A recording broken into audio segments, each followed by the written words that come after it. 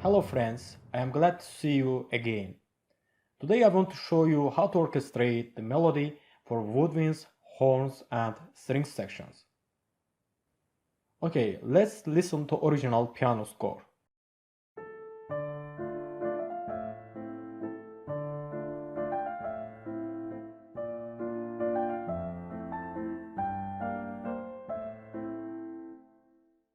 Our today's lesson is about code voicing between horns and woodwinds.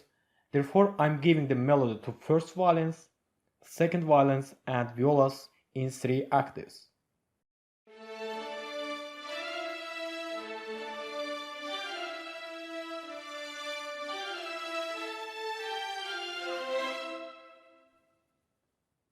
So, let's start code voicing. First of all, I have to make the code for this melody. As we said in our previous lessons, it is allowed to transform and to expand the codes. Now is the time to do it. Our first bar is in D minor, and it is enough to start with this. Next, all bars will be made as a similar principle. I'm writing D, D, A, D notes in the bass clef and F, A, D, F, A notes in the treble clef. As you see, I wrote wide parts in the low register and close part in the middle and the high register. There's a question why I write wide part harmony in the low and close parts in the high range. Let's analyze. All sounds consist of partial tones. For example, when a musical instrument produces a C2, sound vibrates several times and other sounds also appear. The attention of the ear focuses only on the fundamental frequency. But there are also several partials and they all sound at the same time, which you normally don't hear. Because these partials are heard as much weaker than fundamental. Eventually, they all vibrate simultaneously and appear to us like single C note. Okay, now we know that each sound has fundamental and partial tones, which sound simultaneously. Let's have a look to all partials of the D minor chord. I want to analyze all low, low medium, medium and high chords in the D minor. As we know, the normal hearing frequency range of a healthy young person is about 20 to 20,000 Hz. But best musical range for comfortable hearing is approximate between G3 and G5. In this range, the hearing experience is much greater and you hear overtones more strongly. Therefore, human ear easily could detect all in tune and out of tune sounds in this area. I want to remind once again that this range is approximate. It could be a little bit high or low than this range. Now let's look what happens if you write chords in different ranges and what we will face. So let's start with low chord. If play D2, it means there are several partials, which sounds at the same time with fundamental. The fundamental tone is D2, which we play on the piano. Fundamental tone is also called as first partial. Second partial is D, third is A, fourth is D, fifth is F sharp, sixth is A, and seventh is C. For clearly explaining, I am stopping at seventh partial because if write all partials, this series goes on infinity. Now look at carefully. So we have D and A notes in D minor. Therefore I'm painting them in blue. We haven't F sharp and C notes in D minor. Therefore I'm painting them in red. If play F2, partials will be arranged as F, C, F, A, C and E flat. We have F and A notes in D minor, but we haven't C and E flat in D minor. When play A2, it means there are also A, E, A, C sharp, E and G notes which sound simultaneously. We have A note in D minor, but E, C sharp and G notes out of tune of D minor chord. Let's analyze this chord. Conclusion. So, when you play D minor chord in close part harmony in the low range, you should know that C, C sharp, E flat, E, F sharp and G notes also will sound, because these partials have a rich sound and more audible, and these partials are in the approximate best range for human hearing range. Let's move to the next chord and have a look what happens. If play D minor chord between low and medium range, partials are less noticeable, because partials gradually left the best hearing area of human. Next chord in the middle range. So partials are less audible than previous chord, because they come out in the far away of the hearing. If play D minor chord in the high range, partials are completely inaudible. So C, C sharp, E flat, E, F sharp and the G notes are not risky in the sounding. Conclusion. Now you know the partials coming from low chord are more audible. But if moved to upper register, partials are less audible. Therefore, it would be better to delete some notes in the low range for reducing C, C sharp, E flat, E, F sharp and G notes in the D minor chord. The best choice is to write perfect octave in the low range, but it is also possible to write perfect fifths and fourths in the low range depending on the chord. So let's start to share the D minor chord between instruments. Woodwind section is in pairs, which means we have 2 flutes, 2 oboes, 2 clarinets and 2 bassoons. I want to remind, for clearly understanding, all instruments will be written in C score. There are several types of chord voicing in orchestration. Today I am going to show you a few types of chord voicing. But before beginning to orchestrate, I want to talk about dynamic levels. Nikolai Rimsky-Korsakov wrote in his The Principles of Orchestration book that in piano passages, the French horn and all woodwind instruments are of fairly equal balance. So it is enough to give each voice to one instrument. However, as the dynamic levels increases, woodwind instruments should be doubled to obtain balance within the French horns. Because in mezzo forte or in forte, French horn is twice as stronger than any woodwind instrument. In this case, for getting equal balance within horns, you should give each voice to 2 woodwind instruments. So let's do it on example. D minor chord is in the piano marking. In my opinion, it would better to start the orchestration with French horns, then low woodwinds, and then finally high woodwinds. So I'm giving the A, D, F notes to 4 French horns.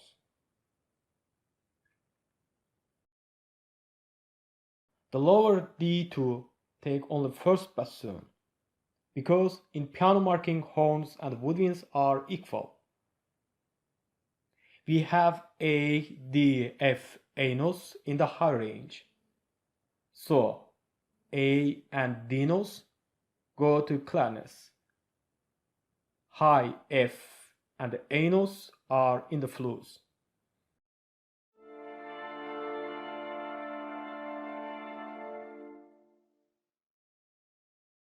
As you see, the dynamic marking is piano for all instruments. and we get equal balance between horns and woodwinds. Second option of this example is to give high F and A notes to oboes.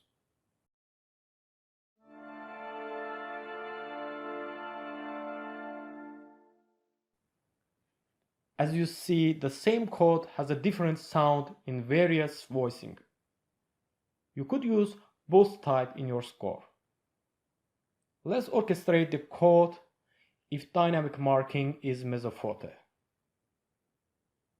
Again, D, A, D, F notes go to 4 French horns, but low D2 taken by both bassoon players, because in mezzo forte, horn is twice as louder than bassoon.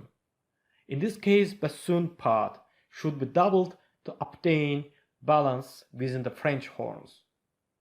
We have 4 voices above the horns part, which should be doubled: A, D, F, and A.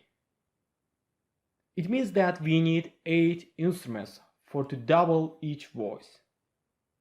But we have only 6 instruments: 2 flutes, 2 oboes, 2 clarinets.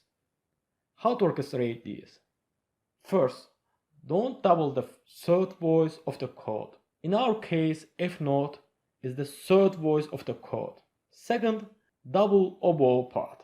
Because oboe has a penetrating sound, it is better to soften it with flutes and clarinets. So, it is obvious that 2 flutes should take high F and A notes. D and A go to oboes. A and D go to clarinets. As you see, we follow both rules. First, we didn't double F note. Second, high A note of first oboe softened by first flute, and the low D note of the second oboe softened by first clarinet.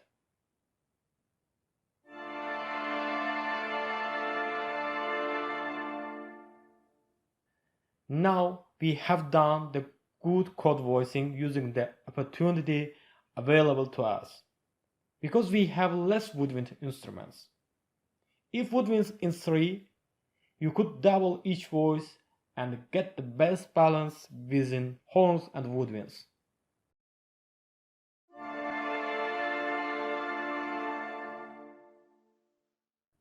You also could use this voicing when dynamic is forte. So let's move to the next chord voicing.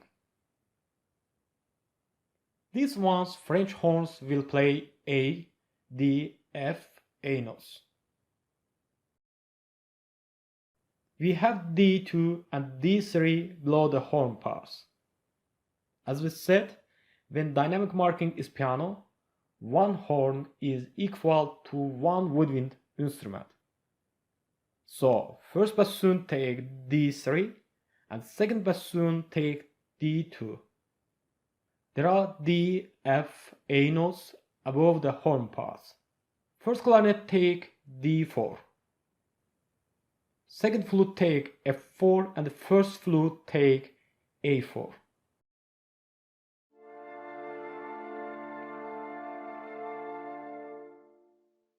You could alternate flutes part to oboes. All voices remain unchanged. Second oboe take F4 and the first oboe take A4.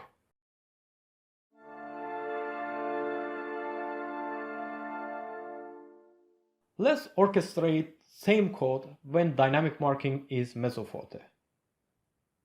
Again, French horns will play A, D, F, A notes. And we have D2 and D3 below the horn parts.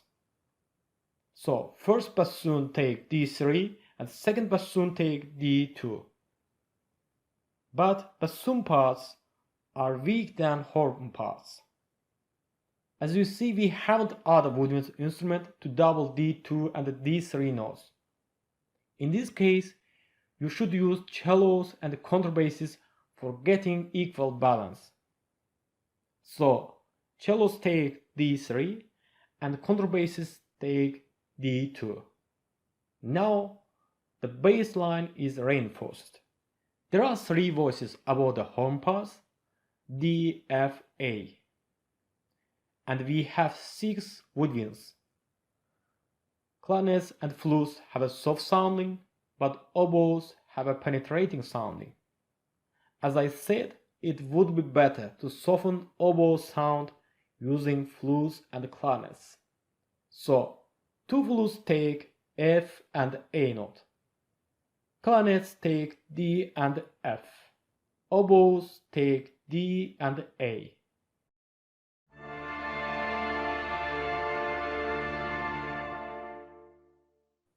We also could alternate voicing of high woodwinds. Contrabasses, cellos, horns and bassoons remain unchanged. But flutes take A note in unison.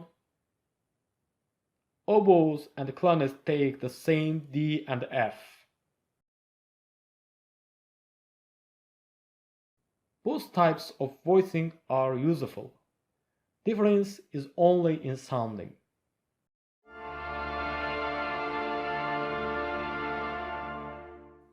You also could use this voicing when dynamic is forte. So, we have done the chord voicing. Let's move to our texture. Firstly, we should make all harmony on a piano. Blue color shows the bassoons, cellos and contrabass parts. Red is the color of horn parts. Green shows the high woodwinds.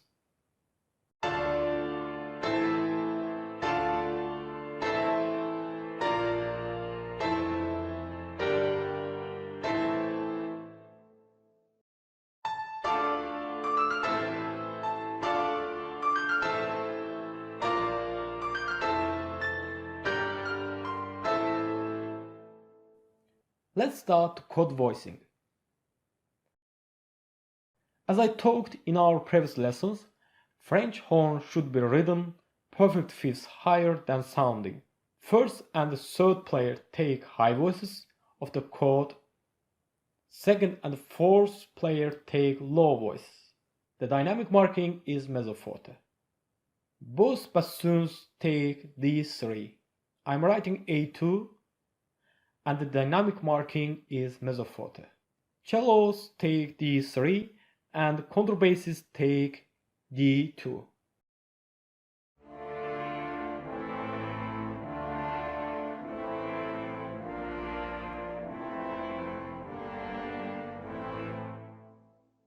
Now let's write high woodwinds part. I want to add the drive to score. Therefore, high woodwinds will play the chord as short 16th note. So, 2 flutes take F and A. The dynamic marking is mezzo forte.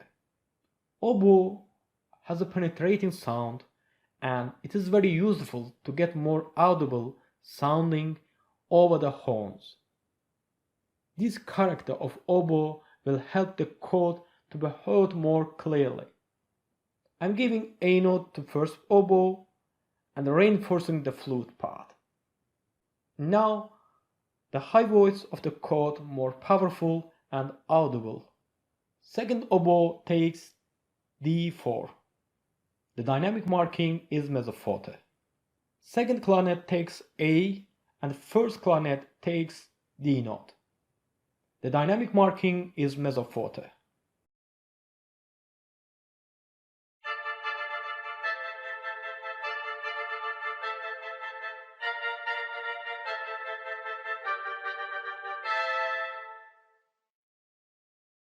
I'm writing 16th res at the end of 4th bar because woodwinds players need a little time for breathing, especially in loud passages. If you don't give a breathing time, you should know that player will get tired after a few bars and you don't get good sounding. Maybe some professional orchestra players could play these 8 bars out of breathing, but for safety, you'd better to write res in the score.